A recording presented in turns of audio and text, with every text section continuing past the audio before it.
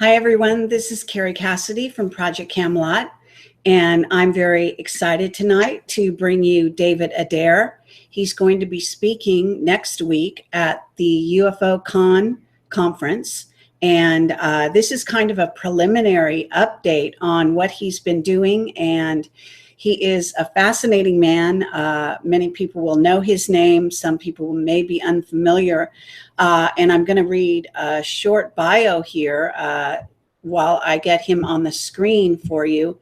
And hold on there with me for a moment. So basically, David Adair is an internationally recognized leader and expert in the field of technology spin-off applications for industry and commercial use.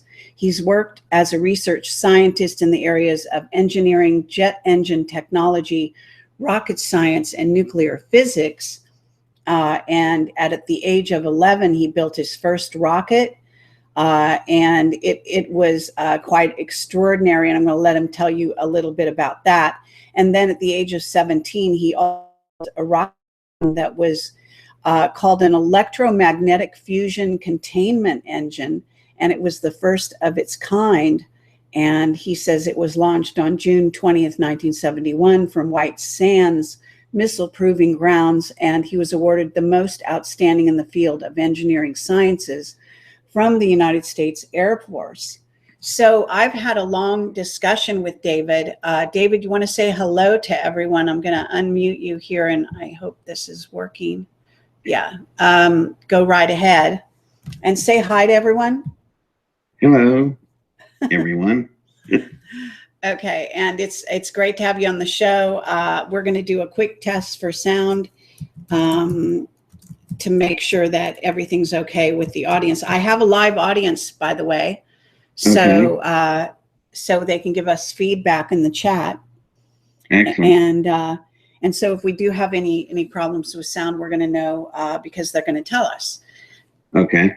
But you sound great at my end, and it looks like we're getting some clear feedback on the sound. That's great on your end as well. So I know you've worked in and out of the military and in and out of various aerospace companies over the years, and you've got quite an incredible resume that actually I haven't even grazed the surface of it there. So do you want to talk a little bit about how you started out as a kid, how you came under the notice of, I guess it was Dr. Rudolph, if I recall, Yeah. and jump off. We'll jump off from there. Oh God. So gee whiz, where to start? At the beginning, I was young. I don't know. I just seemed to come in with stuff, I guess. I was a member of the local library. The librarian would watch me, and when I'd come in, I'd go to this certain corner, and in that corner, they were all very heavy sciences and mathematics books. And she knows I'd spend hours over there. And she came over and would talk and then ask what I was reading, what I was studying. And she watched me for months, and then she asked me something about quantum differential mechanics and what she'd done. She'd read some of it, and she asked me some questions, and I had answered them. And I was about 7 years old at the time, and she was really, I guess, taken back that I actually knew this stuff. So she asked me, did I have a hard time reading the books, understand them? And I told her I've read the entire corner. And she said, all of them? I said, yeah. So she then started ordering books for me. And this is back there. This is about 1961. So she ordered books for me, and she told me not to tell anybody because limited resources. But she was helping out a lot, and I got books that I'd never had a chance to see. So I read up on all that, and so I was just interested in so many things, but physics was really my favorite. And I started working on rockets, and for some reason I just was interested by all the different things you can learn in rocketry. So I started building rockets, and my rockets were not kits off of a shelf. There were none at the time when I did this. So I had to build everything from scratch, and I didn't want to build solid fuel rockets. They have limited power and range and a lot of other things. And the route to go is liquid fuel. There's only really two rocket engines in the world right now: solid propellant and liquid fuel. So I was able to build liquid fuel rockets. Boy, we're going to jump around so much stuff here. How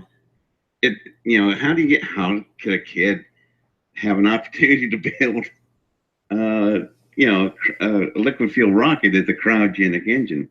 You're dealing with temperatures 320 to 325 degrees below zero.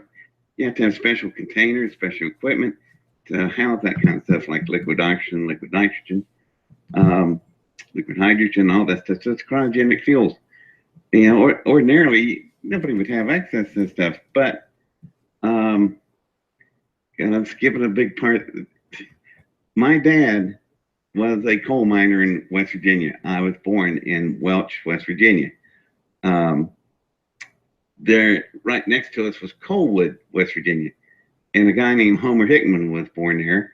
And they did a movie on him called October Sky. I don't know if you saw that or not. Oh, I didn't. I love that movie.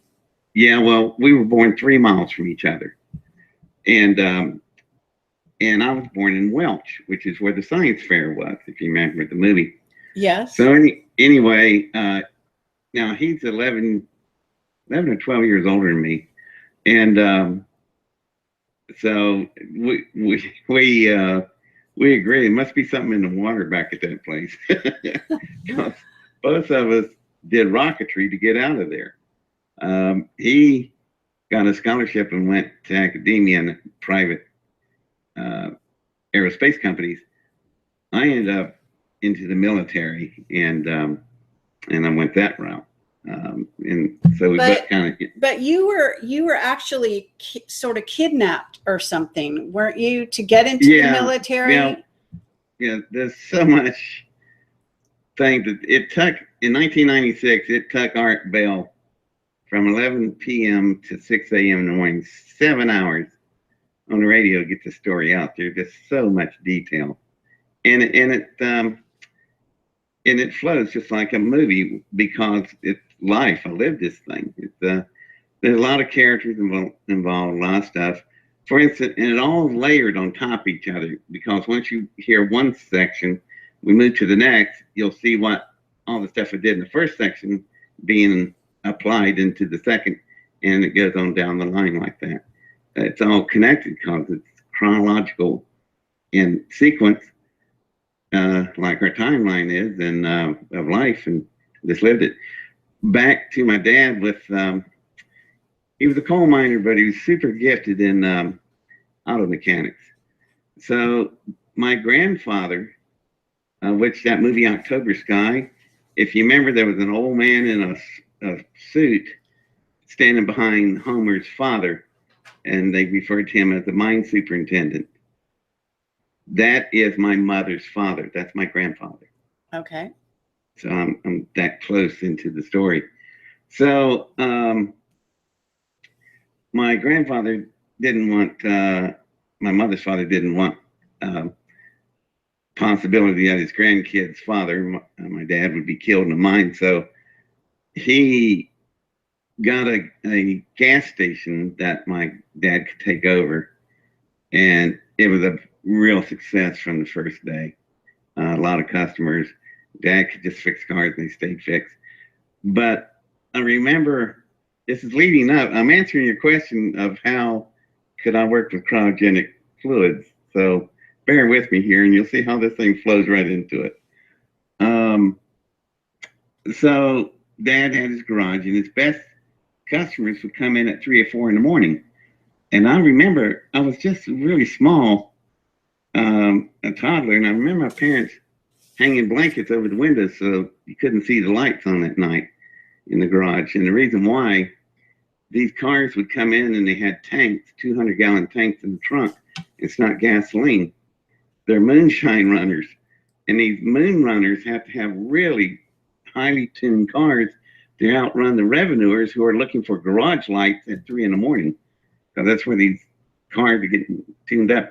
These cars have huge engines, 396 Chrysler Hemi engines. They didn't have the 426 at that time. 392 Hemi engine by DeSoto. And my father tuned them up, and these things could run so fast. And if you didn't know this, the drivers, the moonshine drivers, later got into a business, and most of the NASCAR drivers were these moon runners because they could drive so fast on curvy roads. And that's how NASCAR got started. So anyway, my dad was fixing this. This man came through. His car broke down. Had to change a carburetor. Very complicated. Take a day to do it. It's called a Spicer. Carburetor had the water jacket around it. But anyway, this man said, that's going to take all day. And Dad said, I can do it in an hour. And he said, let's see. And he stood there and watched my dad change this thing in an hour. Really? He said, you always work this fast? And he didn't get the joke when my dad said, yeah, when I see what I'm doing, it's, it's noontime. Anyway, he got done, and the man said, I'm coming from Detroit, and I'm on my way to Florida, and we're going to race down there on the beach at a town called Daytona. And I'd like to hire you as my mechanic. And he sticks out his hand because my name is Lee Petty. Well, he has a son later named Richard Petty. And if you know those names, they are the most decorated NASCAR drivers in history. Okay. But so, okay. So I guess I'm kind of lost. Okay. So how does this relate to, maybe we could skip ahead a little bit? Think about it. Those are state-of-the-art NASCAR shops that we're in, my dad's in. Okay. A NASA rocket shop and a NASCAR race shop are mirrors of each other. Both shops designed to produce speed. They got the same materials: aircraft aluminum, stainless steel, titanium. They have all the same machines: shears, presses, benders, welders, cutters to shape the rocket and to shape the race car. So I'm inside a NASA rocket shop. Actually, it is the Petty Enterprises. And the reason I got to use it is that I built a 426 Chrysler Hemi engine from the block up, and I'm 12 years old. It wins the Grand National. So my dad wanted to tell the world about that, and he said, we can't do that because we got child labor laws, and Bill France over there will hang us from a tree. So the Pettys asked me if they could do something for me. I said, could I have the shops at night? Bang, there it is. That's where I built my first cryogenic rocket. All right. Also, they had drag racers. So they had methane, nitro, and liquid fuel on the liquid hydrogen, liquid oxygen side. So perfect. And my first rocket left, and it was really fast. It was really quite big, and it burnt an area about the size of a football field. I didn't have to mow grass for it summer. Just burnt the place up. But anyway, I started building rockets and got really proficient, got bigger, faster. And then Okay, but for the purposes of this this interview, and I appreciate what you're saying, it's great. It's a great story, but I want to know how you got linked up with alien technology at a later age. And when I talked to you offline, you actually said that you thought perhaps you had been in touch with this particular ET race who built this technology from an early age. So what I was hoping is that we could talk about, how did that happen? How did you end up in contact with what you think was more or less an alien race? You know what I'm saying? Yeah, we can go straight into that part of the story, but I'm warning you, credibility goes out the door, in my opinion. That's because okay, all the details I give you in the story, and it layers upon itself. When we get to that point, everything makes so much more sense. Otherwise, if just start out, there's so many critics out there that will say, well, how did that kid get to do that? How could he do this? And they're right. You need to address those issues. But it takes time to do that. It's a long story. But we'll jump right in. See, the way I got tangled up with Dr. Arthur Rudolph, that's due to General Curtis LeMay. Well, how'd that happen? Well, back up the story. That was called Congressman Ashbrook. Well, how's he involved? And see, we skip over all that. We just start talking. It's like Pulp Fiction. It's a broken chronological line, and it just sounds like crap because nobody could, how could this kid do this?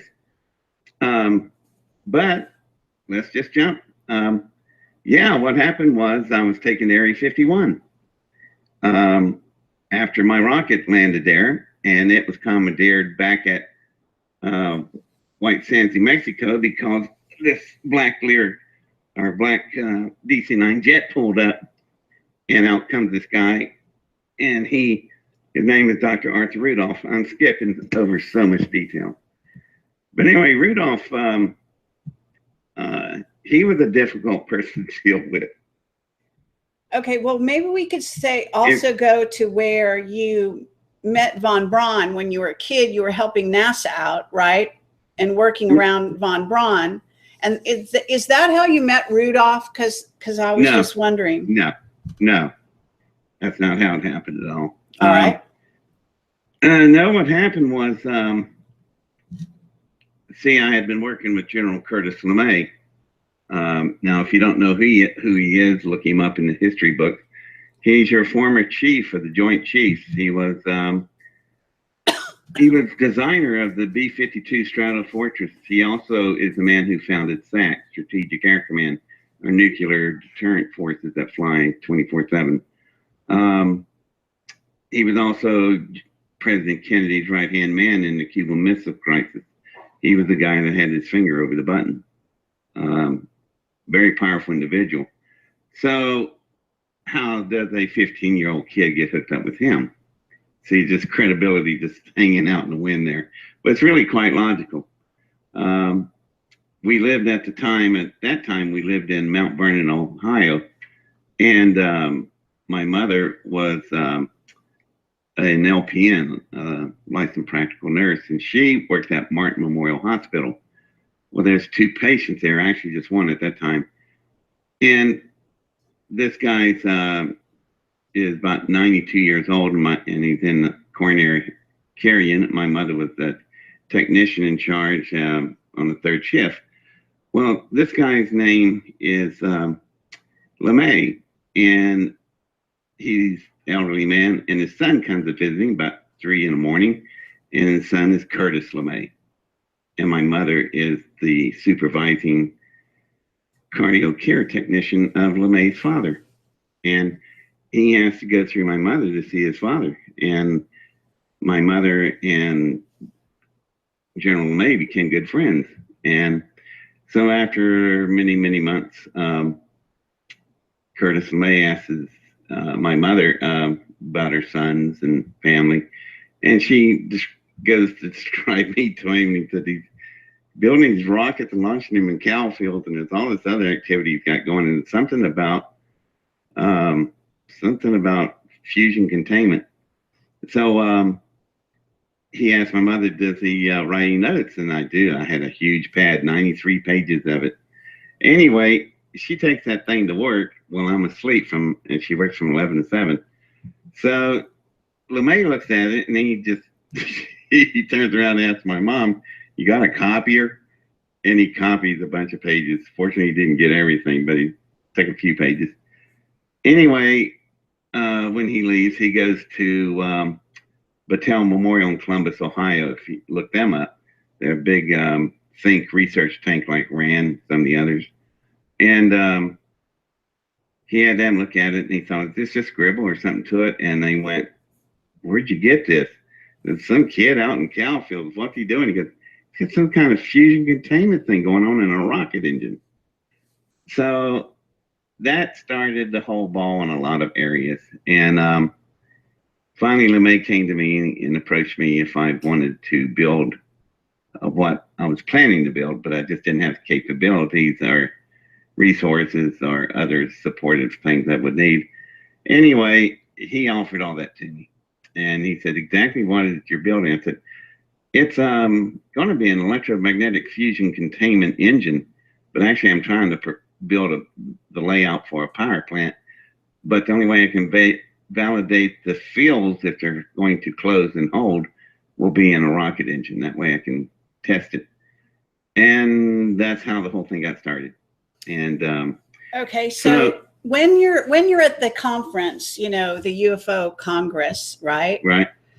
You're going to be sharing the details of what happened when you actually went inside the Area 51 and you climbed into this craft and all the stuff you discovered, right?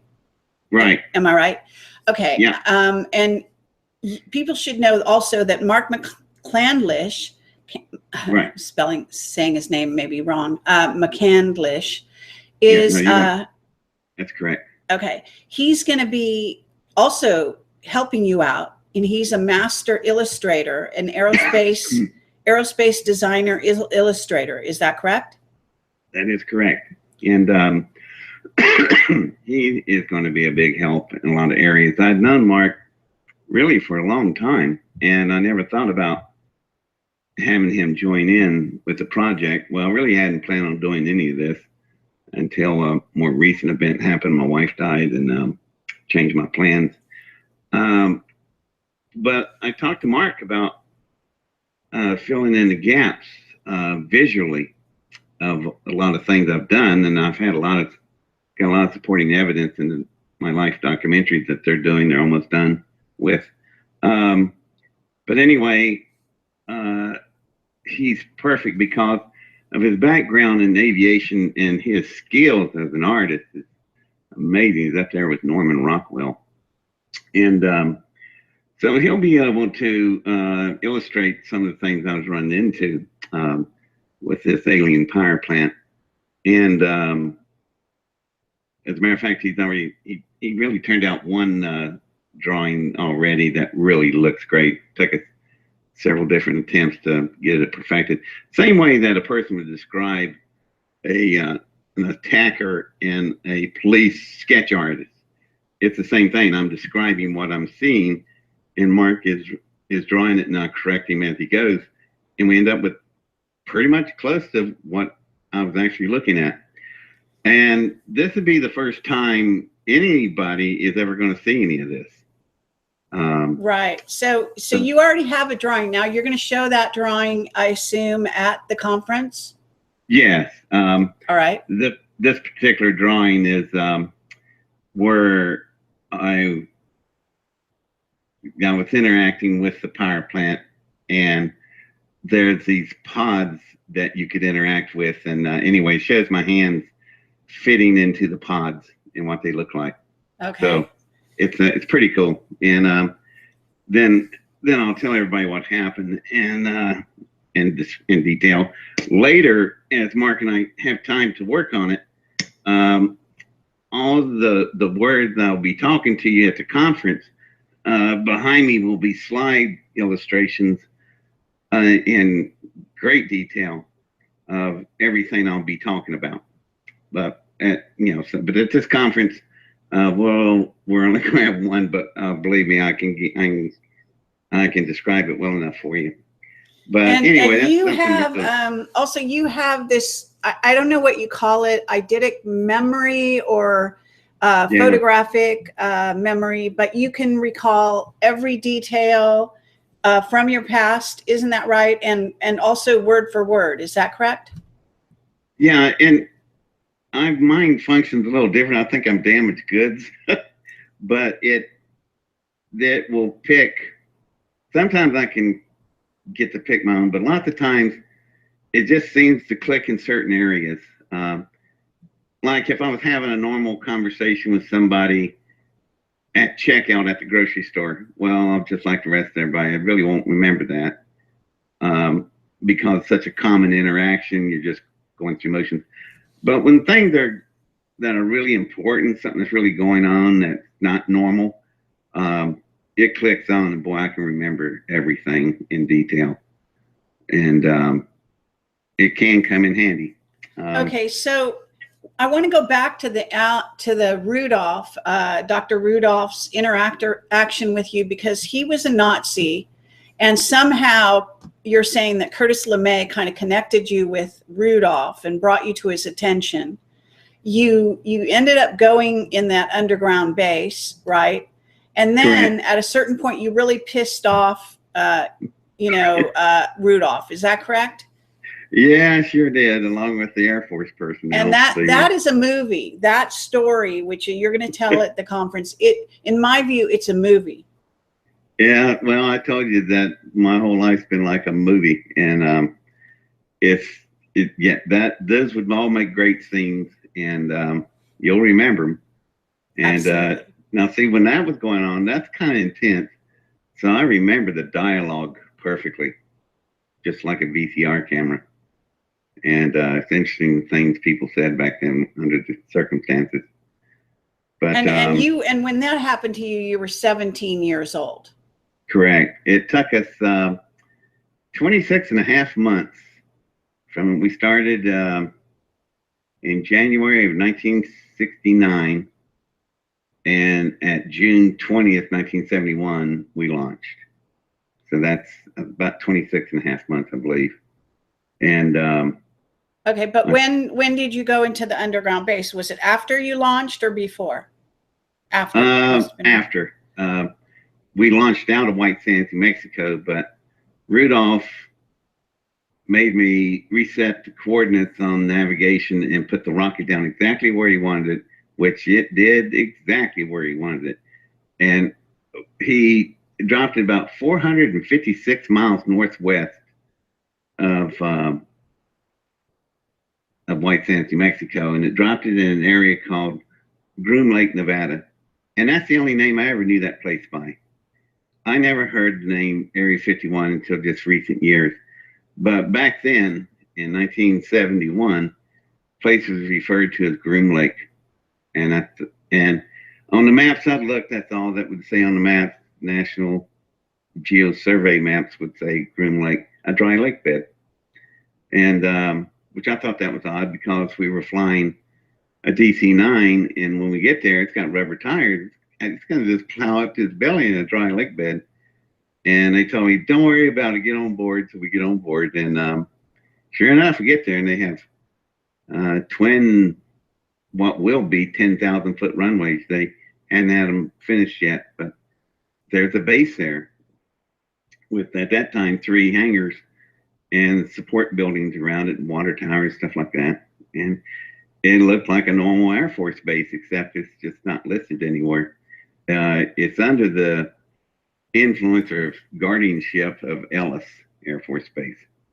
So did you ever meet Bob Lazar? No, I never did.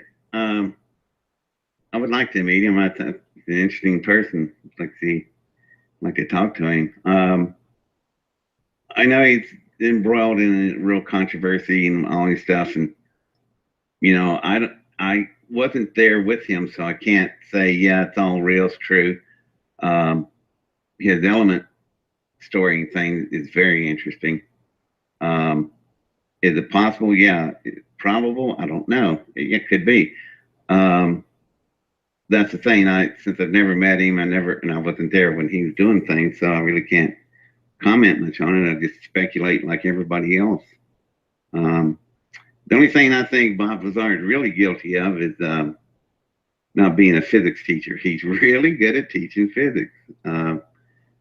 That's because he understands it well. So I don't know I don't think he ever was a teacher, but he sure missed his calling. Okay, well, that's very cool to hear. What I'd like to do is I'd like to get you and Bob Lazar and John Lear together and have a good old talk about Area 51 in those days. Yeah. My exposure, was a very short time period, with just one day. I would say 12, 13, maybe 14-hour day, and that was it.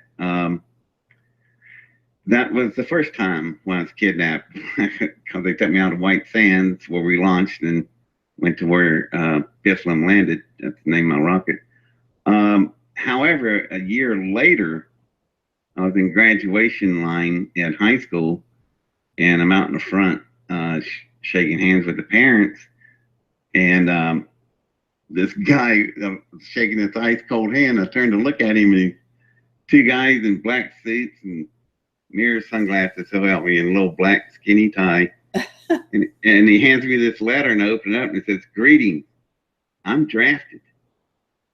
Well, so they grab me, and they across the parking lot we go, and in my documentary, my fellow students will tell you, "Yeah, I remember that day. Yeah, where'd you go?" And they threw me in the station wagon, and off we went. And I was still in my cap and gown.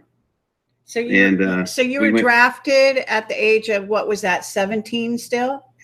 17. I'll turn 18. Let's see. No, that was June. I was 18 and a half years old. Okay. But what did you do in the military for all those years? Here you built this incredible engine. Well, it's a long story how I get there, and I end up by way of Langley, Virginia, home of the CIA. I go to that place, run into Rudolph. That was a real fun day with him. And then finally, there's a compromise, and I end up ultimately going to, we start off at Great Lakes for basic training. Went through that, sent me down to a jet school, aced that thing. They sent me to a much harder, their most advanced jet schools. Aced that thing, and they said, "Geez, what do you want to do?" I said, "What do you want me to do?" So they sent me to, I said, where are you having your worst problems?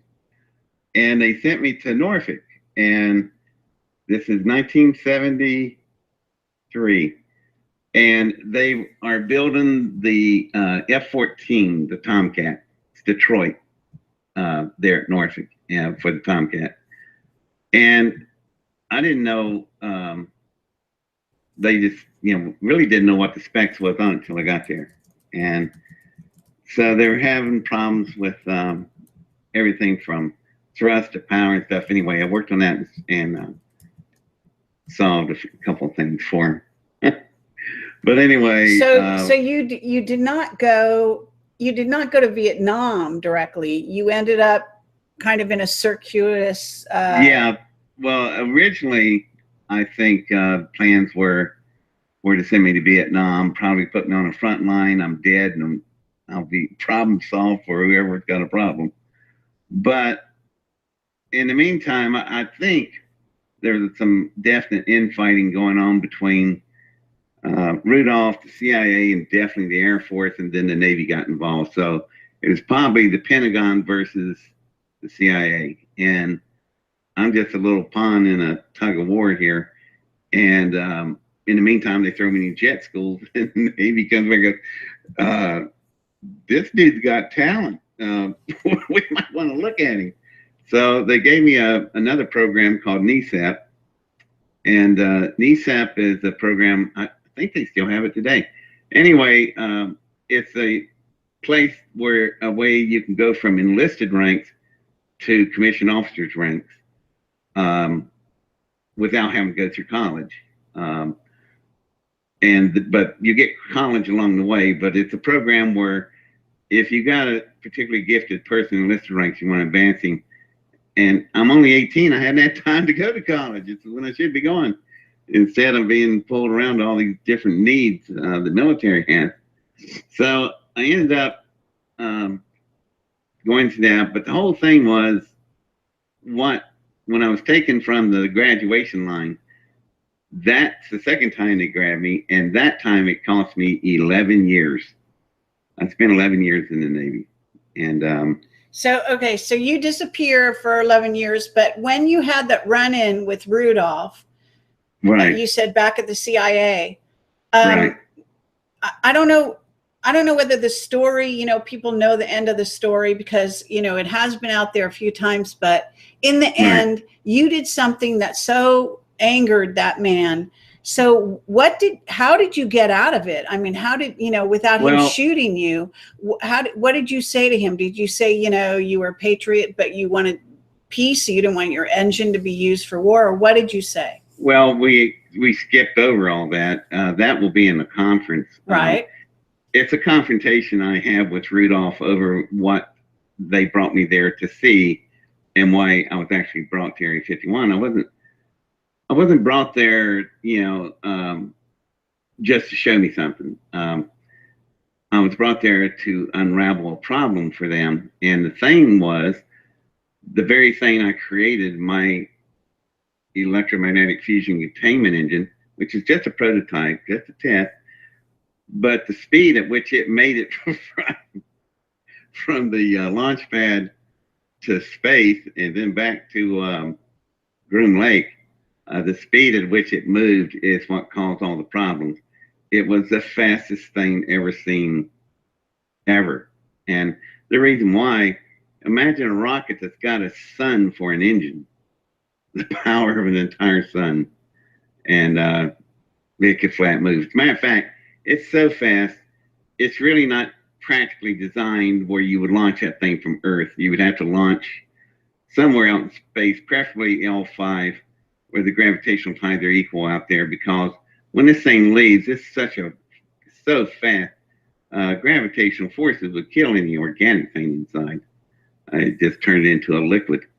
Okay, but you since then, you must have been doing inventions since then, and you told me you'd worked on something even now. Oh, You've got yeah. a bunch of inventions now, and I'm just wondering, did you use plasma? Because plasma physics, or Right. And what about free energy, what they call 0 point free energy? I still and have always worked within the normal Newtonian world of physics, and so where I'm at in electromagnetic fusion containment, that's just an extension through quantum mechanics, and quantum physics addresses a lot of those issues. So I'm still within the Newtonian laws. Now with free energy and anti-gravity power and all this stuff, no, I've never worked on any of that. I think there's a lot of stuff that we have that's conventional here, hasn't reached its full potential, and so I've kind of concentrated on that. Well, I mean, I know that you don't necessarily go down the road of wanting to reveal a lot about your contact experiences, but because of the kind of radio show and TV show, whatever you want to call this, that I do, that is sort of the interest of my audience. And Right. you just told me off the record, or whatever you want to call it, that you did have contact with, in essence, the mind, at least the mind of an alien species, and that you even believe that you're still in contact. So why didn't that group that you're in contact with ever have you, or did they continue to build things that were, super advanced? Is it that you don't remember and you have? Do you think that your mind might have been wiped, like the astronauts might have been, because I know knew the astronauts and all that, but you know what I'm saying? I have people that would swear that my brain is blank, so maybe I have been wiped. Now there's and how do you know I haven't been working on advanced stuff? Well, that's what I'm saying. There's well, that's the reason for last 15 years you haven't seen me on any lecture platforms or anything. I've been really busy in my own lab, and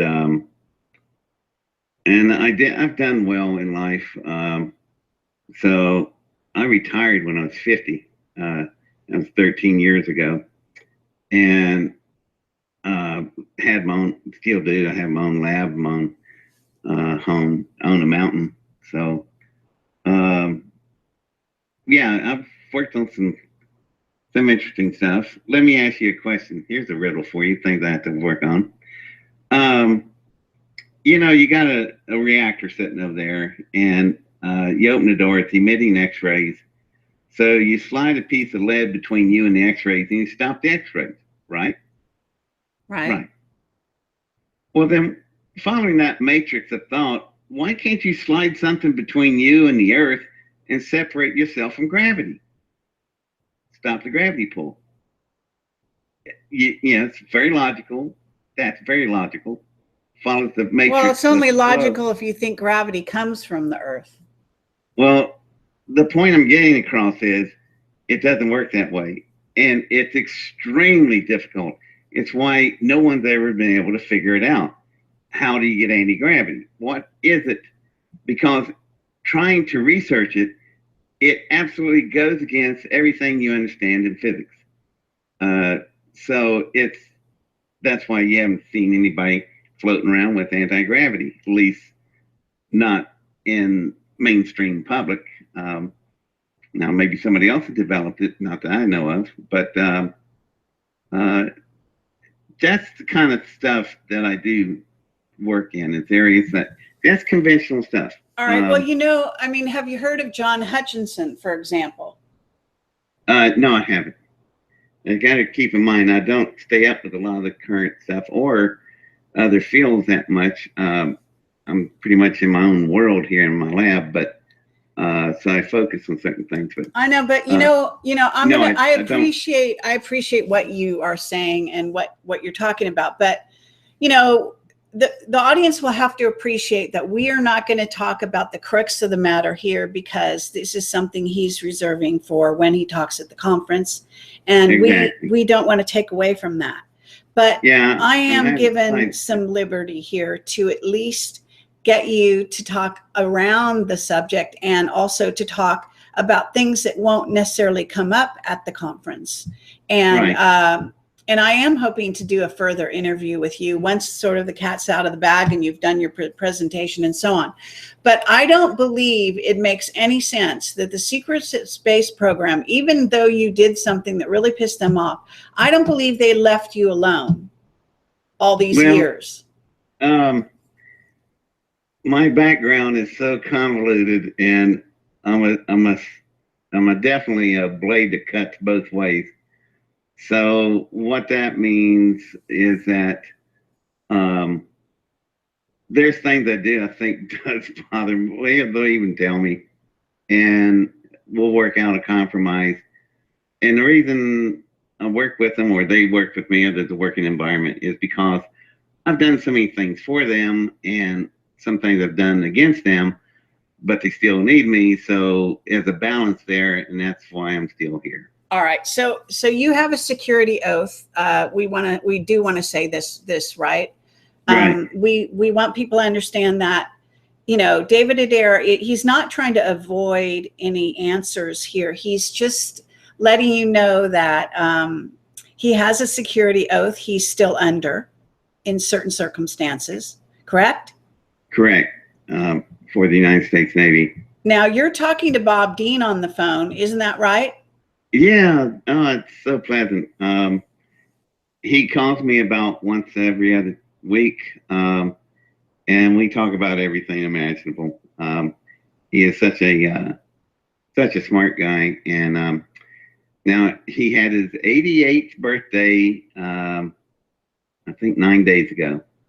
So even though he's up there, and unfortunately he's lost his vision, that's why you don't see him out on the lecture circuit much, but right, his brain is still sharp as ever. Absolutely. And, so did he ever talk to you about Nibiru, for example? Yes. Actually, he talks, I listen. Okay. A lot of stuff like that. I have to credit Bob too, because it's really where I've learned a lot of it.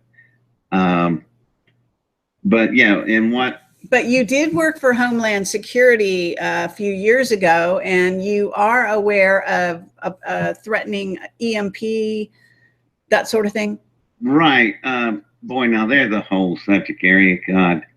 The CME, coronal mass ejection, if people don't know what it is, think of it as a bead of sweat off your forehead. And when you reach out with your fingers and you rake it across your forehead and you sling it off, well, that little bead of sweat is what the sun does. It's rotating. There's plasma throws off these beads of plasma, but they're a little bit bigger than a bead of sweat off of you. This thing would be the mass, the ejection mass would probably be about the size and weight of Mount Everest, and it will cross the distance of 93 million miles from here to the sun in about 8 to 12 hours, depending on orbits. So it's moving very fast, not quite light speed, but that's quite a few miles across in just a short time. But fortunately, it's enough time that we can do something about it if we know a CME is coming. Now, most of your listeners are very learned people. I really like metaphysical and UFO groups, and you guys are so smart. You're just up on stuff. Of course, most people don't know about what the Carrington event. A British astronomer named Joseph Carrington actually saw a CME with his eye, a flash off the sun, and that thing came all the way to Earth, and it hit us dead center. No CME has ever harmed any plants or animals.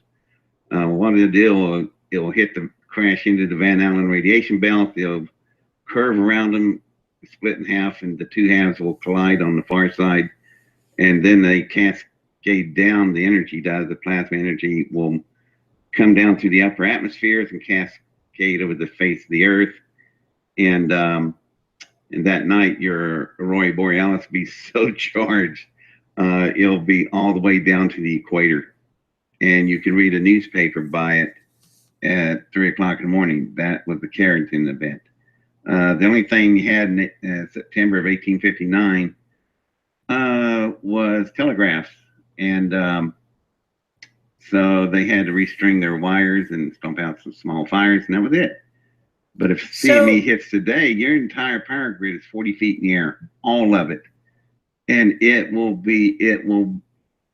burn us back into the Stone Age. I'm telling you, it's no global warming or green hoax or things you just blow off. This is just normal Mother Nature, planetary mechanics. Things happen all the time. It don't care whether you believe it or not. It's going to do it. Now, why should you be concerned other than your grid burns you back in the Stone Age?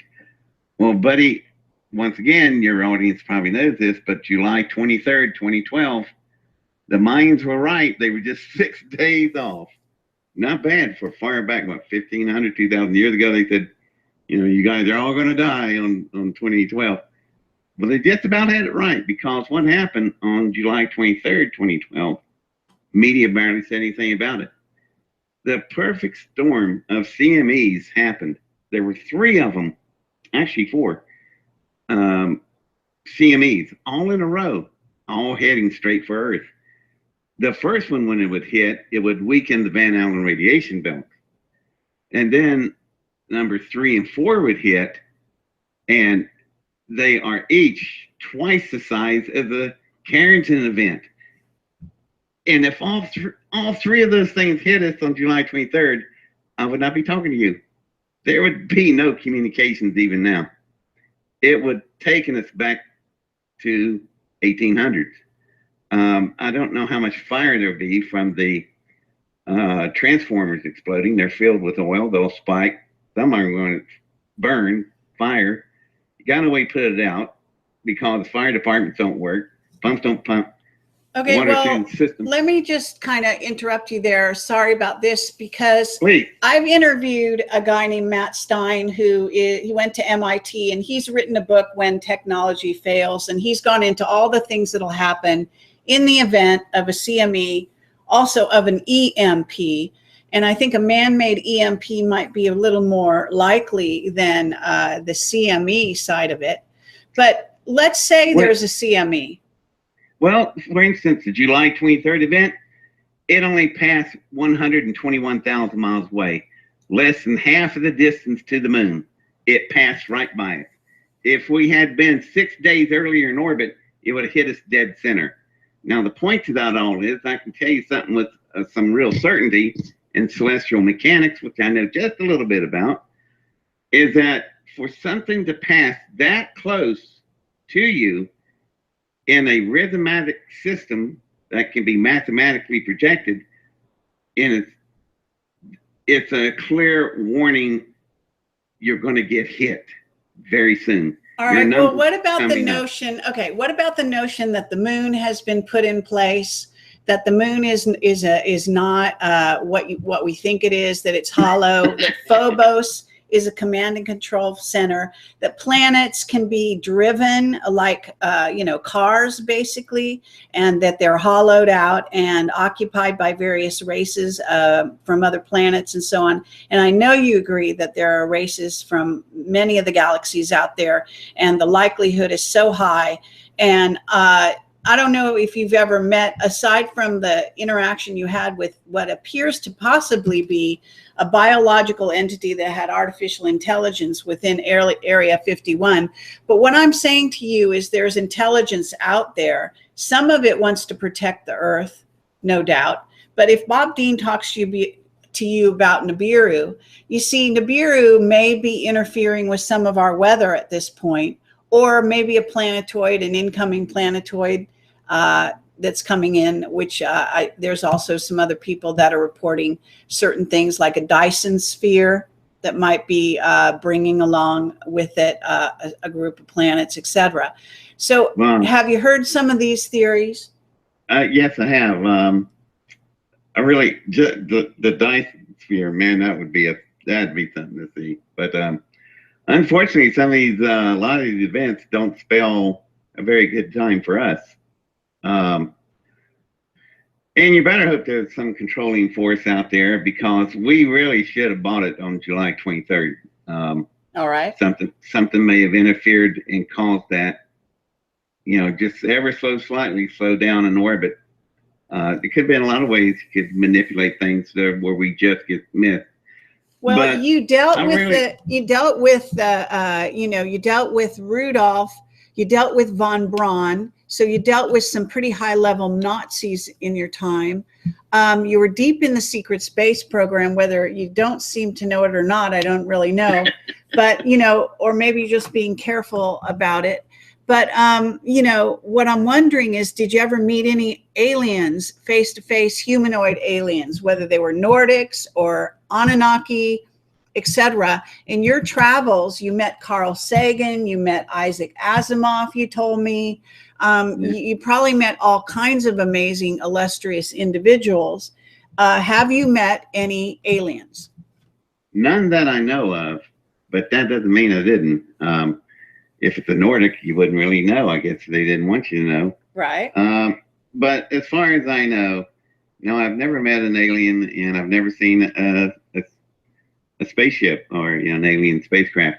Now, what I did see was a alien power plant, and that's what I'll go into detail about. I know, but you know what? On a psychic level, you were very brilliant, in regard to that. I don't want to spoil it for people, but the bottom line is you seem to really know where that came from. You suggested some things to the men around you at that time. Oh, yeah. That you weren't supposed to know. And that, I don't know if do you consider yourself psychic, or how do you think you landed on that information? No, not really. I don't consider myself psychic, but Einstein said something interesting about original thought. And he said it's just like lint in the air. It floats around and just lands on you, and no rhyme or reason, and there you have it. Somebody's brilliant. So, all right. Well, I know one of the things it says in your bio is that you gave some equations to Stephen Hawking, right, to help him out. Right. Actually, it wasn't. It's the other way around. It's parallel. In his work, he's looking for a unified theory, the string theory, what ties everything together. I'm a little bit more narrow in that area. I'm not looking for something that will answer everything. I'm just looking for one thing. I'm looking for field containment.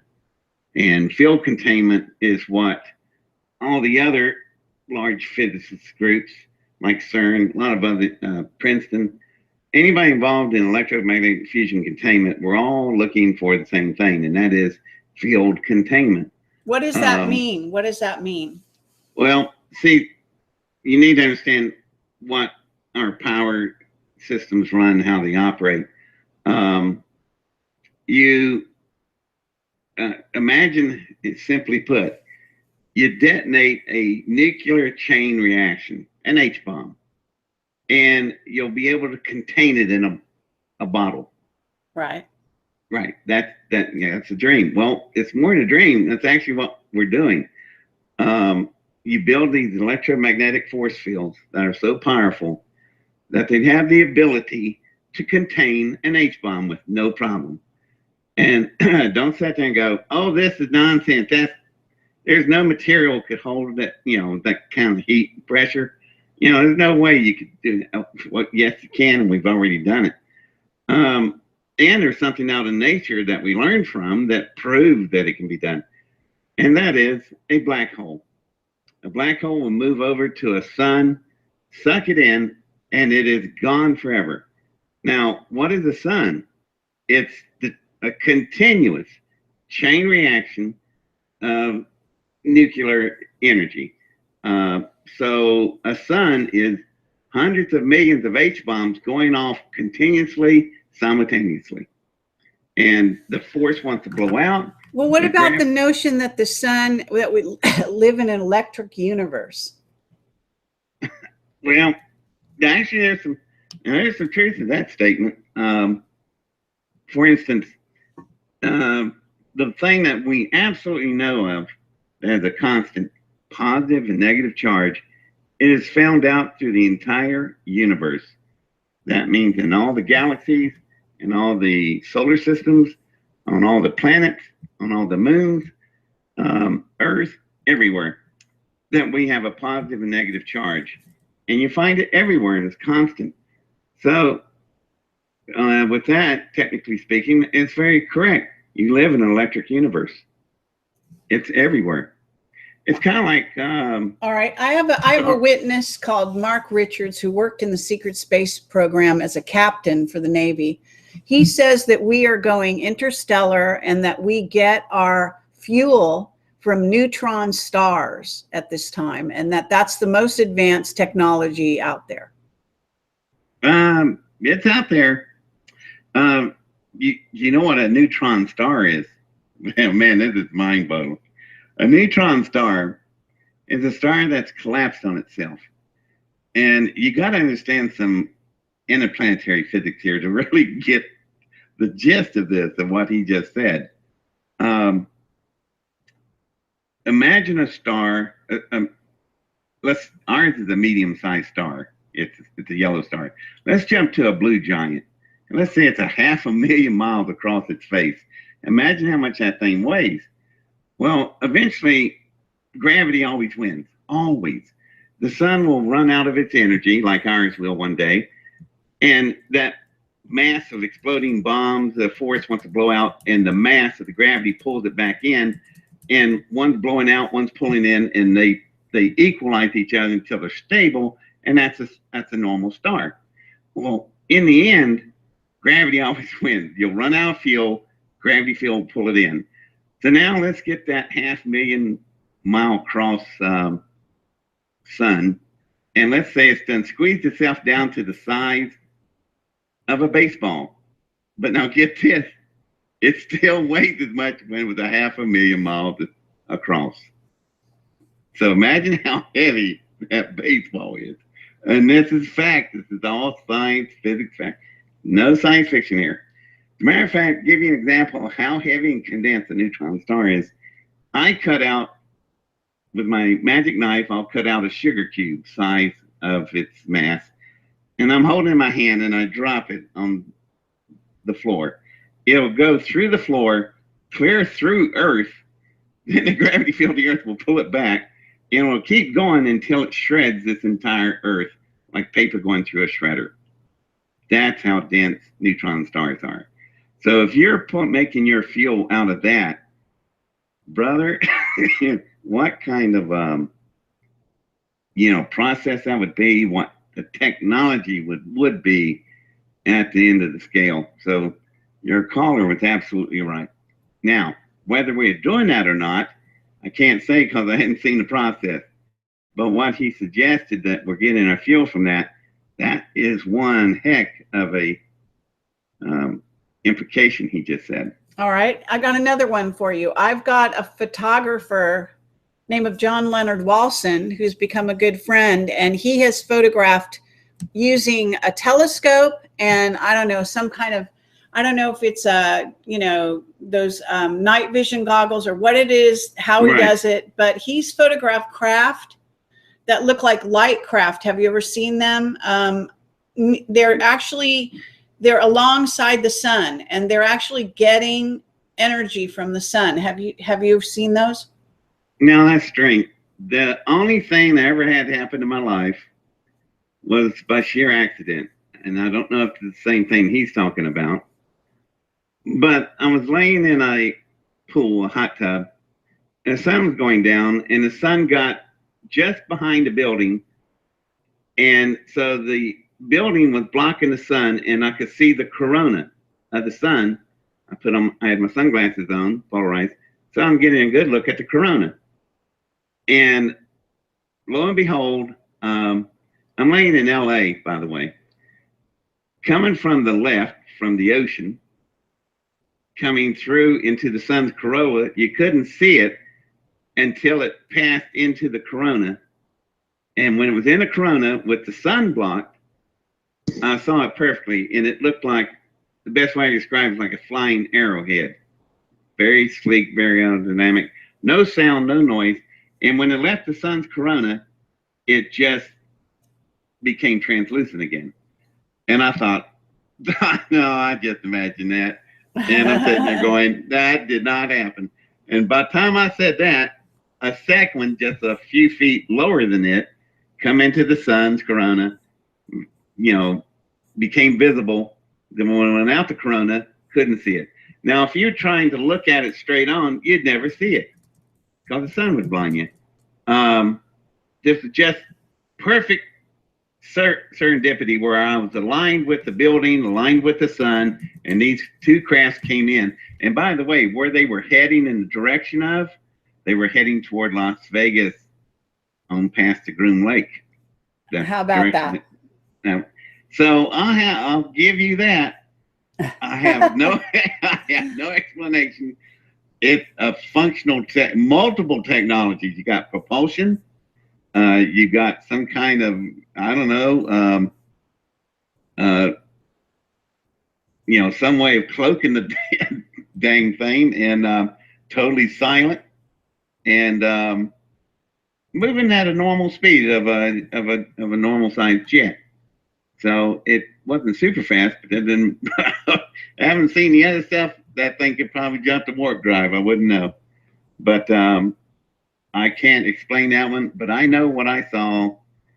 I'm trained, and it wasn't birds, wasn't airplanes, normal commercial planes. No, these two things, they were coming back home, I guess, out of the Groom Lake. But well, there you go. Because I don't think that you would have gone through those experiences without, actually being affected. Now, I'm trying to give you a picture in your Skype right now. Are you able to access that file I just dropped in your Skype? And I'm going to put it on the screen as well here. Okay. For the people, because this is what I'm talking about. So I just want you to take a look at that and see if you can see it. And if you can't, well, I understand. Okay, I'm not picking it up. Too bad. I'd like to see it. All right. Well, what is it? Well, it's a craft that John Walson photographed. Okay. It's what we're talking about. It's a picture of what we're talking about. Did he? Wow, I'd like to see that. So you can, if you double click, can you see a little blue square? If you double click it, you might be able to get it. No, don't have a little blue square. And what I'm going to do here is I'm going to put this on the screen for people. I don't know if you're going to be able to see it or not, but they will. Okay, good. And I can send it to you after we get off the air and everything. Sure. Of course, sure, unfortunately, I the bottom half of this picture has got a picture of his eye because they threatened him with a photo with a helicopter over his house. They're always threatening him because he takes these pictures. That's a shame. Yeah, and so that's what happens when you actually get good stuff. Yeah, I noticed. They do get upset with you, and all kinds of things happens after that. Did you have any more Men in Black show up? By the way. No, that was one time he handed me my draft notice. Not too many people can say my draft notice was handed to me by Men in Black. But I will tell you something that's really odd. You know the triangle watch that MIBs are supposed to have? Yep. These guys had triangle watches. Kid you not. That's great. And because I saw it. Like I said, if I hadn't seen it or touched it, I'll just speculate with the rest of you. But that I did see. I remember that. That's so unusual because you just don't see that kind of shape of a watch. Absolutely. And it had a black leather band, not the kind of stretches over, but one you have to fasten with a buckle. Very cool. All right. Well, I just sent you another version of the picture just in case you can get that one. If not, it doesn't matter because we can go on with our discussion. There's some people. There's some people that want to know if you know anything about what's going on down in Antarctica. There's a lot of stuff about Antarctica lately. Okay. I'll give you my point of view, and I try to reflect mostly mainstream science and stuff, but I'm telling you, I'll grant you this. There is something going on down there, and it's not normal. It's so weird. And elites are getting invited to go down there. And I know this for a fact. Did anybody find it odd that Buzz Aldrin was down there? Right.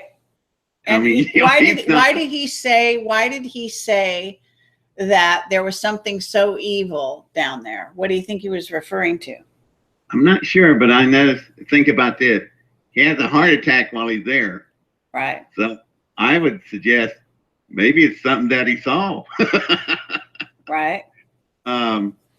But for him to be there, it's very odd.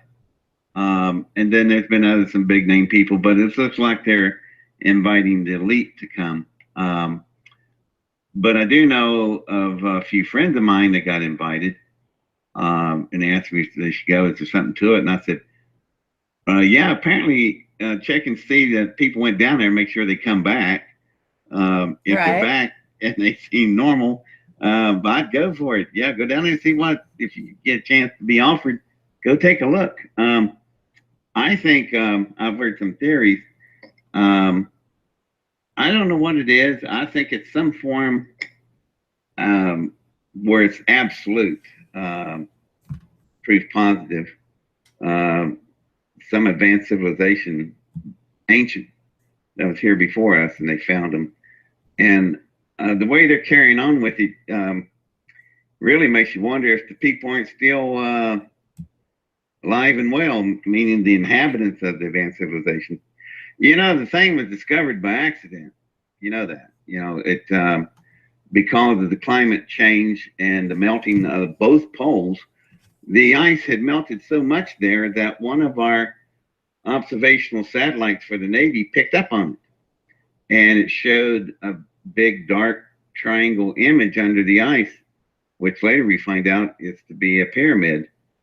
So it really wasn't planned by anybody. Mother Nature did it when she melted the ice back. Prior to that thing could never be seen from orbit or on the ground or anywhere. But when they saw that and they started moving in on it, and then all of a sudden the flurry activity, and then everything went dead quiet. And from my own personal experience with operations, that's a sure sign that contact, bingo, whatever it is, it's there. You make contact with it, and then you just shut down all communications. which is what they did. Well, There's something down there. What? I don't know. well, but it's come on, serious. you knew all these Nazis. We are told there's a Nazi base down there called New Berlin. Have you ever heard that? No, I haven't, but maybe they found it. Whatever it is, it's serious, and there's national security involved in it now. So yeah, we may never know what's down there, but don't think people are kooks thinking that there's something down there, because from all the indications I've seen, yeah, there's some activity. There's enough smoke down there. There's a fire of some kind. I just don't know what it is, but sure it's intriguing, though. Some people think it's Atlantis. Could be. Well, it's possible that Atlantis is not exactly what people think it is. That's true, too. Because none of us was around when that thing was apparently active. So, yeah, I don't know what it is. There's another thing that you mentioned earlier about the moon being hollow. And once again, that's not a folklore or a urban myth. It's a scientific fact that the moon is hollow, and is actually attested to by no other than NASA itself. And you know how they verified it, right? How that happened? The atomic bomb? No. When all the we have 6 lunar landing sites on there. We've been to the moon 7 times, landed 6 times, 13 went around. And at each landing site, you'll see astronauts setting out instrument packages. Now, in these packages, there are different devices. There's the one that can measure solar wind. Another one can measure micrometeors. Another one is a seismograph. There's a laser reflector base. That's a really cool thing. For those of you who think we did not go to the moon, I'd like to suggest that you go online and look up one of the planetariums. There's several of them involved. And the one in California will invite you over to watch it. And what they do is they fire a laser from the observatory to the moon. It hits these mirrors that are built like little triangles, and they ricochet the beam straight back from the same source it originated from. And the observatory takes measurements regularly, daily, between the Earth and the moon. And that's how we get a lot of data about what we need to know about on a cosmology level. So if we didn't go to the moon, how come we have those mirrors up there on the moon? Where did they come from? The astronauts put them there, and that's what we shoot at. And they'll be glad for you to come over to the observatory, and they'll let you watch them fire the laser to the moon and have it come back. Fair enough. Well, they also seem to cover something up because, I guess you're in touch with Jay Widener, and I told you that he is the person who's like an expert on Stanley Kramer, and his basically having faked the moon landings, filmed them so that they could cover up some of the things they found on the moon that they could not put on film. Well, how did we get those mirrors on the moon then? Oh, well, no, I'm saying both things happened. In other words, yeah. I'm saying we definitely went there. In fact, we've got a base there now. Well, that's another thing. It's got my interest because I look at it maybe a little differently than most people. The thing I want to know is why would somebody like Christopher Columbus would go to America, see it, come back home, and burn all 3 of his ships? That wouldn't even make sense. And yet, that's exactly what we did. We were up in space, and then we burned our manned space program not once, but twice within a quarter of a decade, century, and even taking torches and cut the pads down at the Cape. Pad 39A and B is just 2 slabs of concrete. All the launch vehicle towers, everything's gone. Yeah. So they want to make sure we don't go back. And my question is this. Oh, I'm sorry, not Stanley Kramer, Stanley Kubrick. Sorry, got the name wrong there. Yeah, I wasn't sure that was the right name. Kubrick is the one that did 2001. And, yeah, sorry. That's all right. Wrong guy. It might have been Kramer versus Kramer. But anyway, there's just one simple question I just want to know is, why do we not want to go back to the moon? And I mean, they don't want to go. They are doing everything they can, and I'm talking about NASA. Well, that's the cover story, as far as I'm concerned. Now, according to William Tompkins, and I know you haven't seen my interview with him, but he is saying basically that when we went there, the reptilians were there to greet us and basically said for us to take a look around and then get the hell off. And it was Curtis LeMay, if I remember correctly, that William Tompkins said is the reason, actually, that Mark Richards also said, that we ended up with bases on the moon and probably on Mars as well. But definitely the base on the moon is there because Curtis LeMay would not take no for an answer, if I recall. Yeah, he didn't take no too well. I'll tell you that personally. I don't know. There is some kind of resistance that does not want us to go back to the moon. And which brings me up to another idea, suggestion. I think what we should do, back in the early 60s, we launched probes to the moon that took pictures.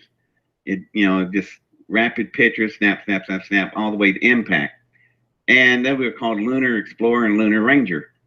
And they helped us decide what landing sites we wanted to go for Apollo. And then when we got to Apollo 8 with Frank Bowman going around the moon, that's when we really, with his photographs, we really decided where we're going to land.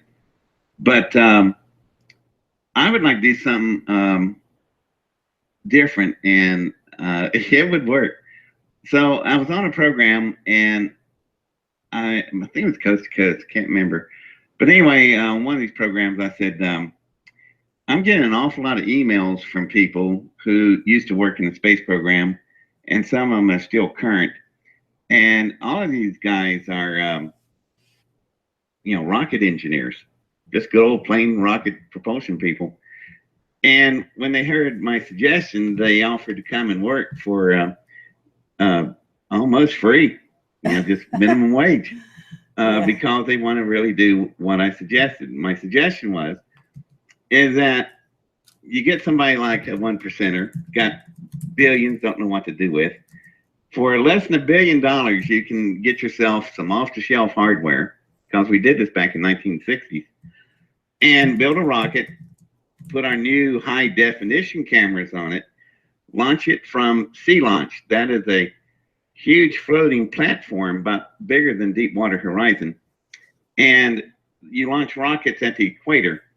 You get the full centrifugal force of the Earth's rotation. So it costs a whole lot less to get it up in orbit. That's why Cape Canaveral and Kennedy Space Center is right down in Florida on that cape. It's close we can get in a big facility to the equator. That's where you want to get, so you can use the Earth's rotation. All right. Well, what about SpaceX and Elon Musk? You're familiar with his efforts? Right. Well, yeah, he's not going to do what I want to do. Why not?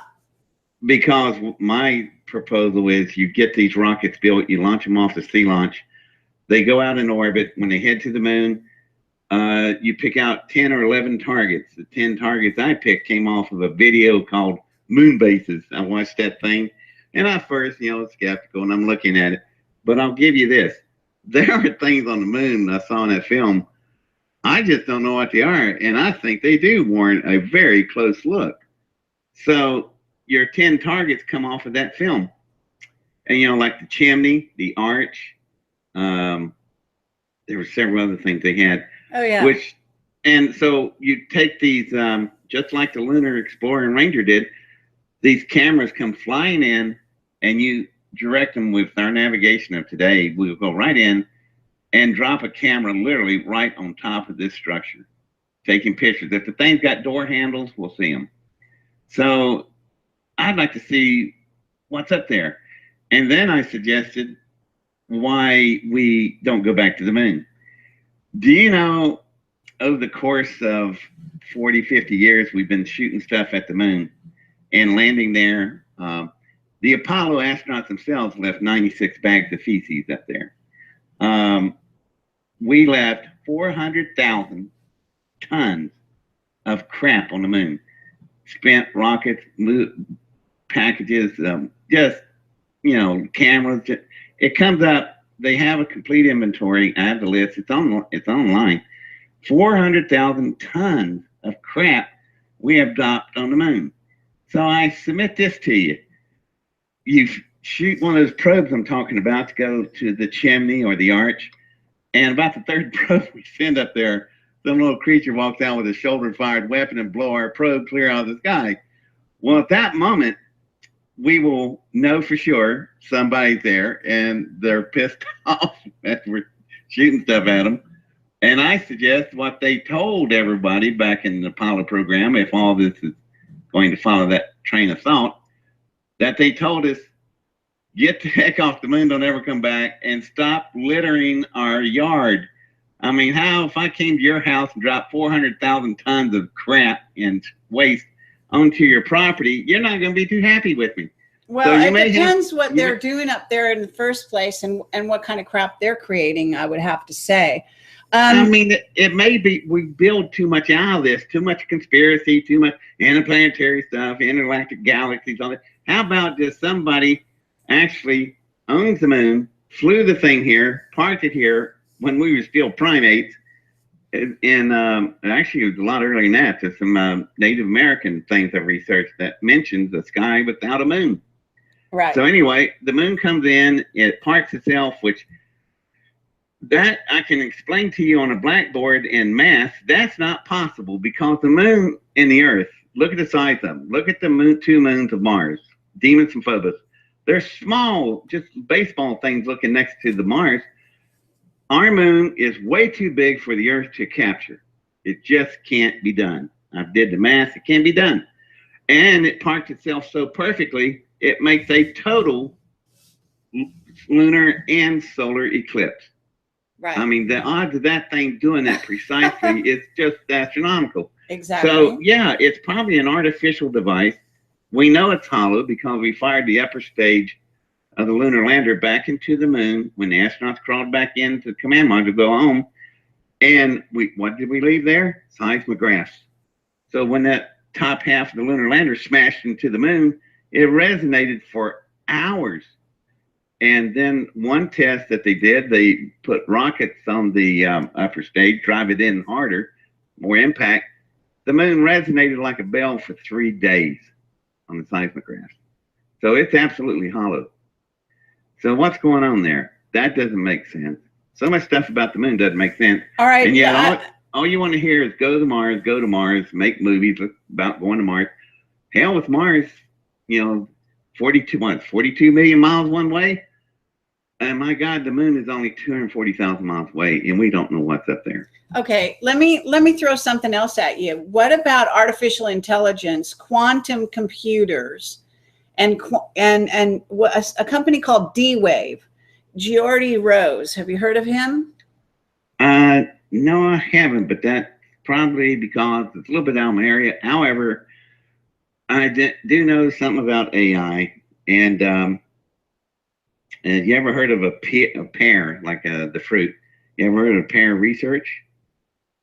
I don't think Pear so. Research is a private company that operates in Princeton. And they're one of the primary people that are doing the interface between a pilot and a jet aircraft. Remember the movie with Clint Eastwood, Firefox? Yeah. All you did was think, had thinking Russian, but the plane would respond. Well, that's exactly what this company does. So they found out some things. The pilots, if they have a very difficult time with the wife, arguing stuff where they come into work, it affects how the aircraft reacts to the pilot. So they have to do a lot of psychological screening. Anyway, what they're moving into is metamorphosis. It's where you're going to have a symbiotic system. That's where you have two independent living organisms that are actually fusing themselves to a level where they can interact as one unit. And okay, well, I'll give you a piece of information. They said that they were in operation for 28 years, and the pair lab closed, ending decades of what they called psychic research. Princeton Engineering Anomalies Research is what it stood for. It is strange that they closed it, especially if they were making some progress. But usually when something closes, in my opinion, it goes black. Yeah, that's what happened. I can tell you right now, it's not closed. It's alive and healthy. And it's moved on into your military triad of the military, government, and commercial applications. They did not abandon that project at all. And it's leading to other things.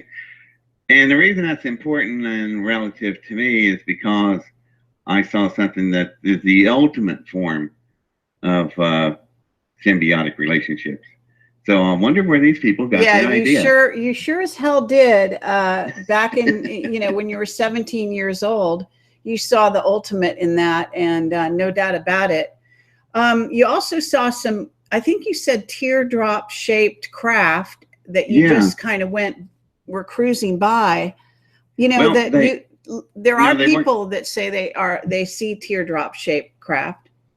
Right. These weren't flying. They were in a hangar bay that we drove by, and we're moving along pretty quick in this golf cart looking thing. Right. But the doors were open wide enough where I could get a good 3, 4, 6 second look at it. And these crafts were sitting there, and it had a triangle gear.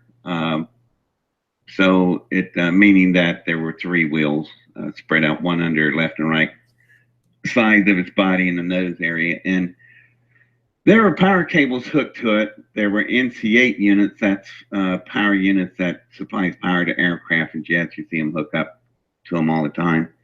There was air conditioner units hooked to it. So that means there's people inside that thing. And the biggest indicator, drip pans underneath it, which catch drips. So that's old technology, in other words. Well, yeah, but even under your super cutting edge technology, the damn thing gets a leak. You need a drip pan. So anyhow, the point is, it's operating. It's not a model. It's not it's not just a static designer model. This thing's a functioning, flying prototype of some kind or something. So I still remember how they look. Now somebody, I've got people in the chat, and they're asking questions. I am inviting them to ask questions, and I'm not going to keep you for that much longer, because I know we've been doing this for a while, Dave, and you've been a great guest and a great sport. As far as D-Wave goes, some people think it may be causing what's called by some Mandela effect. Have you heard about the Mandela effect? No, I'm afraid I'm going to look stupid on this one. I haven't a clue what any of that is. All right. Well, it's something that people on the internet have been noticing. It's very interesting. There are some anomalous situations going on around the planet. It started when people, I guess Nelson Mandela is thought to have died by some people and others not at different dates. And there are certain things in movies that everyone remembers a certain way that have now changed, and no one changed the original film. No one could have changed it, and yet they're not the same. It's a whole story. You can go on the internet and watch the videos and learn all the different incidents. I don't have time to go into it. It indicates that CERN or someone or something is altering our timelines. I'll tell you what, dating all the way back with our favorite friend, Nikola Tesla, when he started phase shifting for the Navy, the ships, so they could be invisible on the horizon, and all that's true. He told them how to wrap the ship in the coils on a certain way to do it. And he warned them clearly, do not overpower this thing, because what will happen, you'll pass the phase shifting, which what you just want to move to the right in the light spectrum so that the ship no longer blocks white light and you can see it. If it doesn't block white light, then it goes transparent. You can't see it. And he said that's a very fine line. If you overpower it, he said you will stop doing a phase shifting of something physical, and you'll move on into a time phase shifting, which is, he's warned me that it's way over yours head and mine, and if you do that, you're going to have some real problems. And obviously, we remember the story of the Philadelphia experiment. Right. And he warned against that. So yeah, that type of technology, there's some real sound science behind it. And well, haven't you been invited or asked to work for CERN? Yes, I was asked once, and I told him I don't do well with bosses. Not that I'm not a team player, it's just that type of physics I'm really not interested in. Although, but some people think that they're screwing with the timeline. Well, that's what I was getting ready to say in the very beginning. That I'm telling you, that is an area that you really need to be careful with, because you can cause accidents, and these accidents can be very extensive and not contained at all. But one good thing about direct time travel, if you screw it up, once again, it's in theory, but in theory, the only thing that should be noticed or harmed is you. Time travel mistakes are very personal, and because it needs your point of view in the timeline. Hopefully, I hope those theories hold true, because I'm afraid there's idiots out there working in that area, and they're like children playing with a loaded gun. They're not taking their time. They're not thinking through stuff, and they just, throw the switch and let's see what happens type attitude. And that's not smart in this kind of stuff, because you can affect the entire world with it. So, well, I guess that's what people are saying has happened. That's what that I do have some other evidence of that. There is evidence coming up out all the time nowadays that our timelines may be shifting. Some people may have actually shifted onto a slightly different time. It may be, I don't know if you ever heard of a wingmakers.com. It's a sort of an occult website where a guy who worked for Black Projects, he wrote and disclosed a bunch of information. I interviewed the creator of that at one time, and that was all about moving the Earth to go interdimensional at a time when a certain race of beings that were diabolical in nature, and I think artificial intelligence, are headed our way, so that when they came by our galaxy, they wouldn't see the Earth. Have you ever heard of that technology? Some people call it blank slate technology. Yes, I'm familiar with that. Yeah, that's, it's possible in that type of research. There's the whole time and space continuum is just an interesting arena, and we know so little bit about it. We're just infants in that area. Phase 4 of my engine would get us to a point where we would have interstellar travel. And I don't know if you saw the movie Interstellar, but that's one of the first times somebody did an excellent job of showing you that time travel is a bitch. The side effects are horrible. For every 5 minutes you're on maybe a planet's surface, 10 years is passing on Earth. So by the time you get home, everybody you know is dead. Star Trek, how did they communicate and navigate? They're outrunning the speed of light. They're outrunning their own headlights. So how did they do that? They never address that issue because it's out of our envelope of technology. Back to my engine. You remember my force fields that's holding the plasma inside the cyclotron, the spheres in the chamber. Now it's very hot in this plasma stream. It's 50 million degrees centigrade is the temperature of my engine. Now people go, wait a minute, nothing can withstand that power. Yes, it can. The force fields can. The force fields are acting as an artificial black hole. They're not going to suck the Earth in because they're already in a figure-8 pattern. What's figure-8 sideways in math? Infinity. So it's chasing infinity. It's never going to get out of the infinity loop. So once those fields are sustained on the engine, your power plant, then you extend the fields outside the spacecraft. Then the spacecraft does something very cool. Let's say you want to go to Andromeda Galaxy.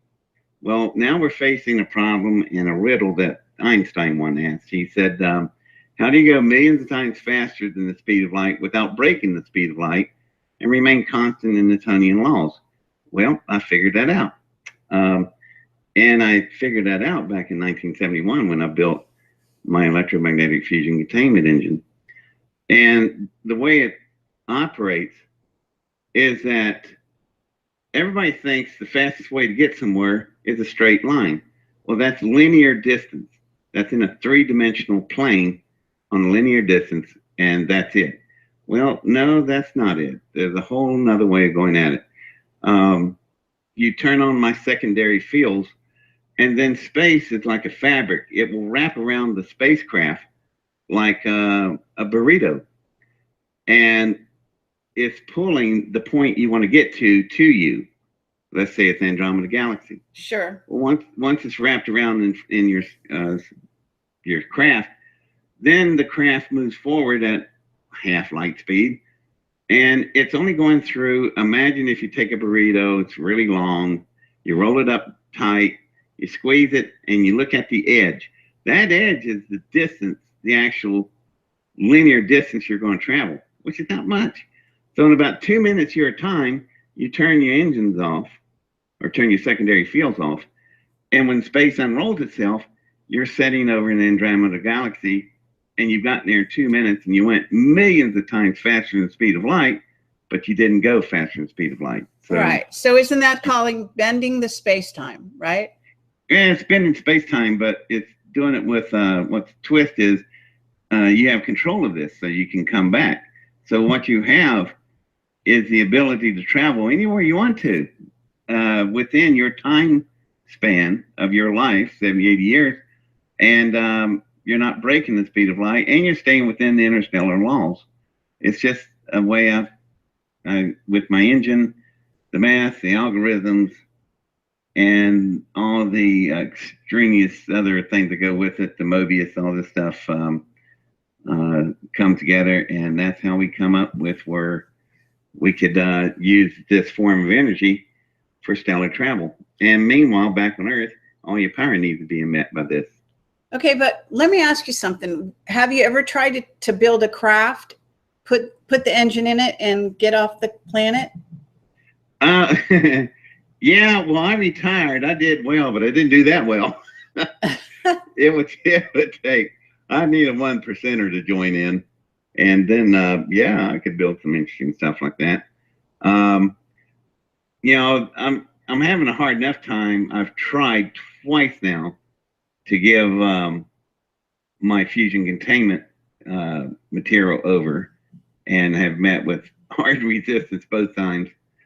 So this time, the way I'm going to do it is I figured out how to give everybody fusion containment that everybody's been after, and they hadn't been able to get to it yet, which I don't understand why that is. The official word from the fusion containment community as of last year, when I asked them, when you're going to get containment, and they said, we'll get it with $80 billion more in 40 more years. And I'm going, 40. That's an interesting number of years, kind of biblical. It shows up a lot in the Bible. But it also shows up in something else, a career. They want grants for 40 years so they can work, leisure, do whatever they want. They don't give a damn if they ever get there or not. And they'll retire out. That's what has been going on. That's why you don't have fusion containment. Your community is in no hurry to really do it. And they've been dragging their feet. I know I cannot possibly be the only person that 45 years ago I came up with ways of solving the problem of fusion containment. Well, I mean, aren't you talking about the oil industry, the energy industry, and the fact that they are stopping this getting to the public and all of that? Well, I'll just use myself as an example. I've been offered a lot of money for the licensing of this stuff. And the only problem is with the license or any other money offering, control. People want control of this technology. And this technology is not really meant for just one country to have or one company, and then they just dole it out as they feel and make money with it. This is something everybody on Earth needs all at once, at the same time. Now, I did this back in 1971. I blew up my original prototype. However, all the stuff that you need to complete the thing, rebuild it in my head, and now it's no longer in my head. I have it out somewhere else. And we didn't have... And that's your get out of jail free card, right? Yeah, well, it goes like this. Upon my death, on open end source World Wide Web, the material will be dumped onto the web.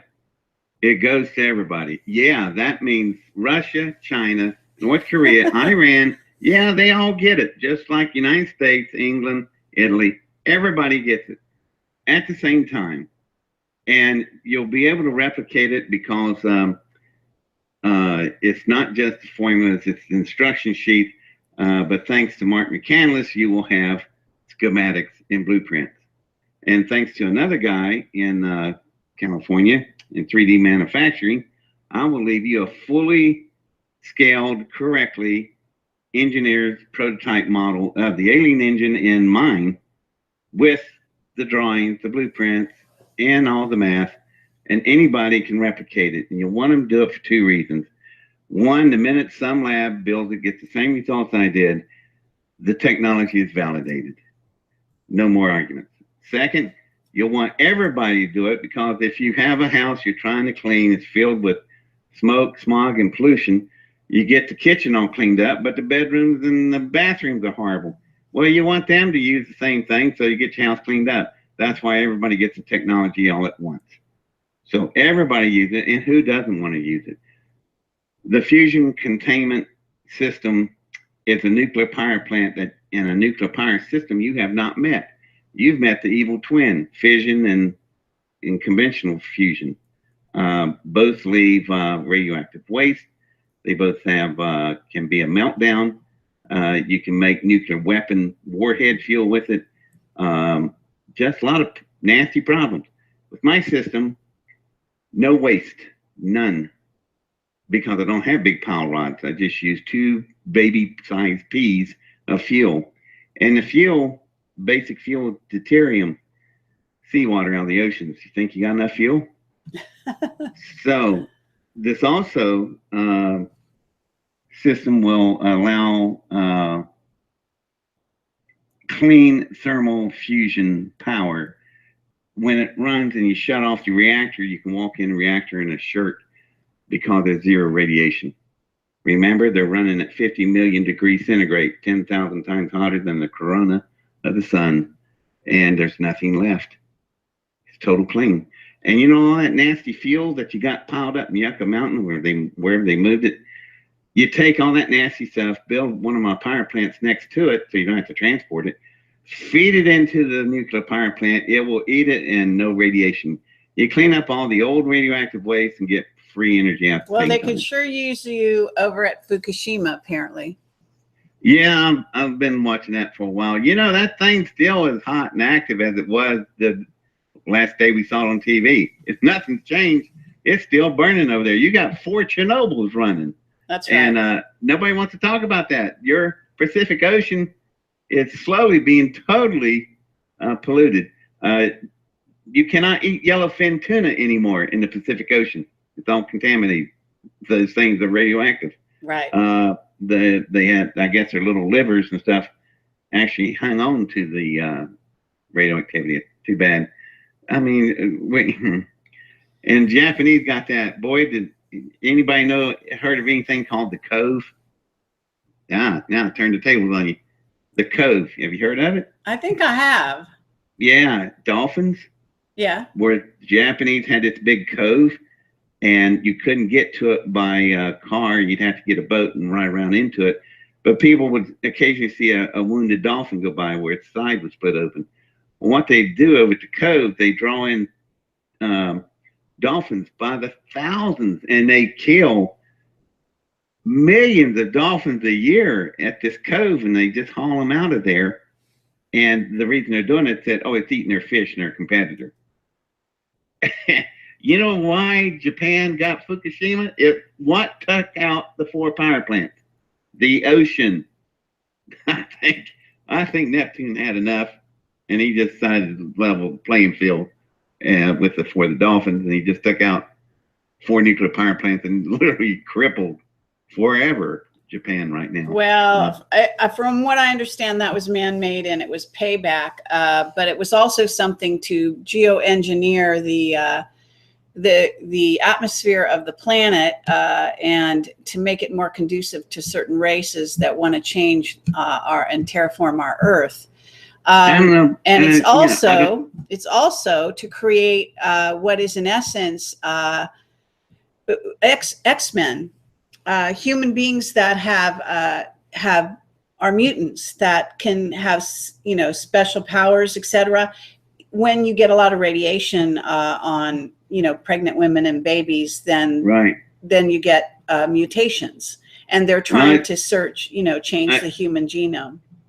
I just saw Wolverine die at the movies, and I was bummed out about that. That was awesome, wasn't? I love that show. That was an amazing movie. Hugh Jackman was so good at it. It's tough seeing Wolverine die. I have to admit, like watching Spock die. I read his comics when I was a child, so even though I knew he died in the comics, it's still tough seeing it right in front of you. But yeah, well, I hope so. But I think Fukushima happened because of man's stupidity and arrogance, and maybe what you say makes a lot of truth. What normal thinking person, I mean, all your listeners out there, you're not nuclear physicists, you're not world leaders all over, but you're sitting there going, well, what idiot would put 4 nuclear power plants on the beach? I mean, really, the ocean right there. How stupid can you be? Yeah. And I mean, God, did anybody look at the plans? And it was just inevitable. It was going to happen, and it did. But I'll go along with you. Somebody planned that, because no normal thinking science person is going to put 4 nuclear reactors on a beach. Yeah, well, I'm afraid in Southern California we have some similar problems as well. You do. Yes, you do. So listen, David, you are such a joy to talk to. We could go on all night, but I'm not going to do it. I want to encourage people to come down on the 24th through the 26th and see you at the conference. Okay. Sure. And I want to thank you very much for coming on the show and being my guest. And I know that you have a lot more to share. We could just be talking on all kinds of subjects. There's certain things I didn't get to. I'm going to try to interview you in person as well after the conference. So we're going to arrange that. So thanks everyone for listening. Thank you, David, again for being on the show. And everyone, tomorrow at 1 o'clock in the afternoon, I have John D'Souza. He's also speaking at the conference. He's an ex-FBI agent investigator who's been investigating UFOs and what's really going on interdimensionally. And he's written a couple books, so he's going to be fascinating tomorrow at 1 o'clock. Listen, David, you want to say a few parting words to the audience? Yeah, I'd recommend that don't believe everything that you see in news, but you guys already know that. But there's really, think of this. I'm so science oriented, you'd think I have more of a philosophical view in life rather than pragmatic, is that of all the things I've discovered through all the travels and all the people, all the countries, world leader stuff I met, one universal thing I found in common. You know what? We're all very much the same. You have families and Soviets and You have aunts and uncles in China. I mean, it's the same family structure throughout the entire planet. And we're all traveling on this little blue ball out in space. And you know what? There's nowhere else to go right now. And maybe you do have an alternate space program that has capability. Right now, the way things look, no, we're just stuck here. So all we got is each other and this little blue ball. And man, I think you should lighten up. Next time you start to get mad at somebody or something, just think about it. We're all of the same family. We're in the same home, and we're all stuck together, and there's nowhere to go. So you need to get along with each other and work things out and stop being so damn closed-minded about so many things. Thank you. So, well, that's great to hear. I also want to say to people that don't know this, and they're going to hear this when you do your presentation, I hope, and understand it. But the bottom line is that this man is an extremely courageous man who made a split-second decision when he was 17 years old to try to save the planet. And there are very few humans that can say that they did such a brave and incredible thing and a very selfless act. So people that think they know David Adair don't really know him. He's a really extraordinarily courageous person. And I just want to say thank you for your service to humanity, David Adair. Thanks a lot. I appreciate that. That's okay. And I still think you guys are worth the effort. Thank you very much. All right. Thank you for listening, everyone, and good night. Good night.